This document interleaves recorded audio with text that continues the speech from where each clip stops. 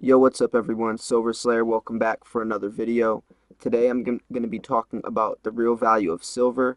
This is basically talking about the potential of it, the undervalued aspect of this precious metal that a lot of people overlook and a lot of people ask about. A lot of people ask me in my comments, why silver, not gold? I made a video about it, but this topic I'm going to go a little further in this video than the other video where I talked about just why silver instead of gold, why most people stack that instead.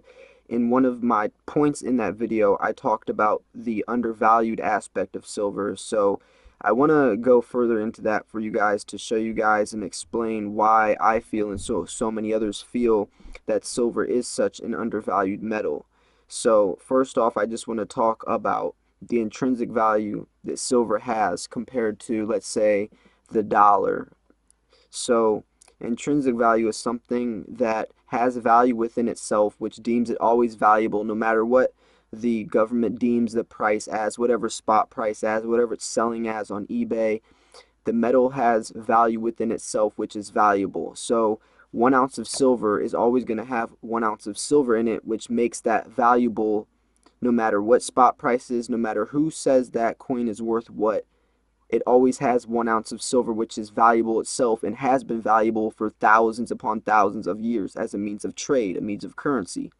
So the cool thing about that is, even if spot price drops down to $3 an ounce, that 1 ounce of silver is still useful in its metal form for so many things in technology, dental alloys, space equipment, so many cell phones, computers, the way there's so much to it. The technological world that we're advancing in, silver is the most highly conductive metal for electricity.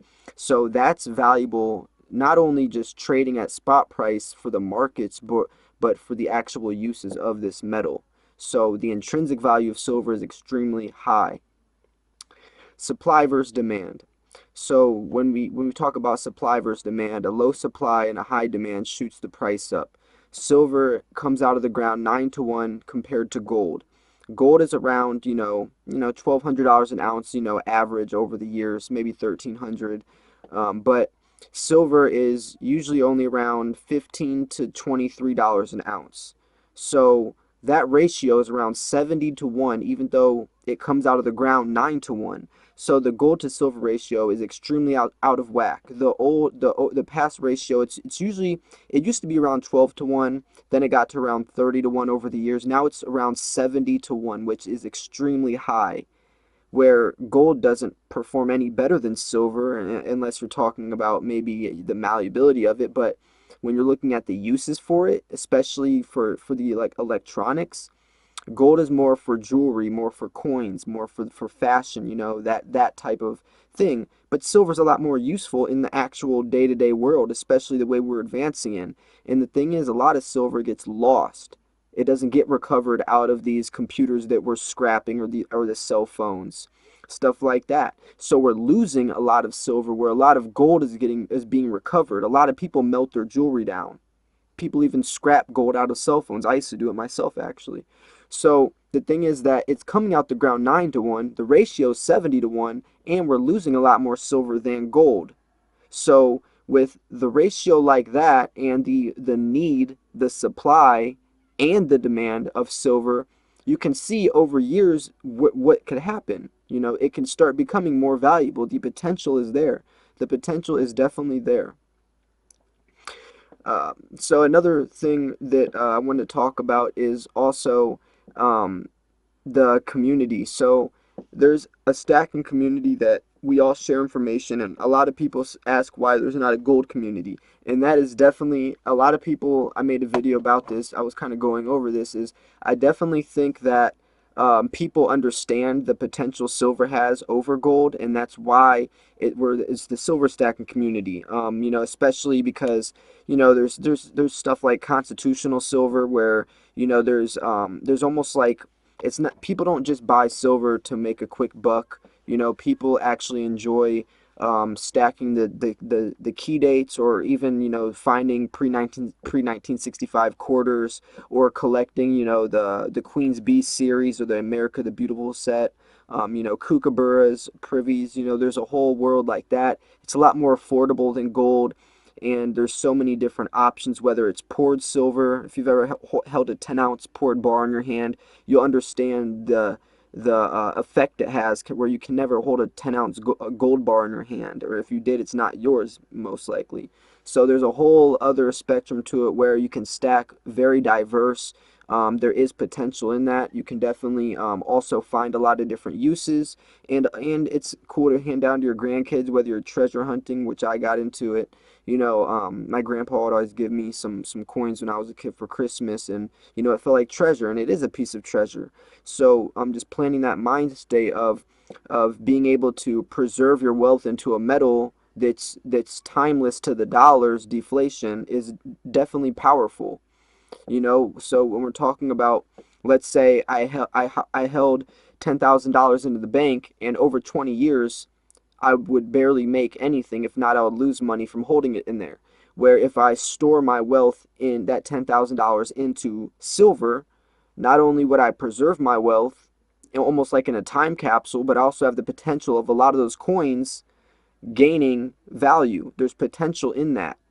And not even gaining value to spot price, but gaining value in the coins themselves, gaining premiums, whether it's an old 1995 Kookaburra that's gained $130, or a series or a set that you've collected, completed the whole series, that makes it a lot more valuable. Or, like we've talked about a lot, constitutional silver. A lot of people buy junk silver for many different reasons, whether it's, a way to store fractional silver, or that you don't have to, store it in capsules and you can kind of let them get dinged around, or the fact that there's a lot of key dates, or the fact that they don't make it anymore. When we're looking at a mercury dime, they don't make mercury dimes anymore. And if they're getting melted, then there's even a more limited supply. So mercury dimes, half dollars, the Franklin dollars, the Walking Liberties, the Barber dimes, those can almost gain almost like a numismatic value, almost like Morgans. We can, how the Morgan dollar almost has a numismatic value now, where they're collectible. I think that constitutional silver is going to start taking that same direction, because they don't make it anymore. So in 10, 20 years, mercury dimes might almost be like a rare commodity that people are going to collect, not only for junk silver, but as a numismatic type of value to it, with a higher premium than it currently has. So that's another prime example of the potential of silver.